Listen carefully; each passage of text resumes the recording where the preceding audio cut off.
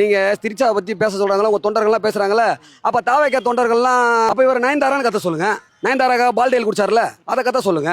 நம்ம ஃபர்ஸ்ட் கரெக்டா இருக்கணும். அப்ப விஜய் நம்ம கேலி கூத்து பண்ணணும். அது உண்மையா பொய்யான்னு தெரியாம நானே ஃபர்ஸ்ட் பேசக்கூடாது, அதுவே தப்பு. சரியா? அது ஒரு அரசியல் நாகரிகம் கருதி நான் வந்து இதெல்லாம் எதுக்கு சொல்ல வரேன்னா, நாமளும் பேசுவோம். அந்த வார்த்தை தண்ணி வரலன்றதெல்லாம் அதை என்ன மாதிரி தவறான வார்த்தைகள் இல்லையா? அது உங்க குழந்தை பார்க்கும், உங்க தலைமுறை பார்க்கும், உங்க அப்பா பார்ப்பாங்க, உங்க அம்மா பார்ப்பாங்க. சொன்னார்ல சிவாஜி, உங்க அம்மா சொல்லி கொடுக்கல. அதான் நாங்கெல்லாம் குச்சி ஐஸ் வாங்கி சப்பிட்டு தான் போனோம். நாங்களா அந்த மாதிரி தான். அந்த மாதிரி அரசியல் மட்டும் தான் உங்களுக்கு தெரியுமே. புடவை உருறது, இந்த மாதிரி தேவையில்லாத தண்ணி வராது, குச்சி ஐஸ் வச்சு சப்புறது எல்லாம் என்னங்க?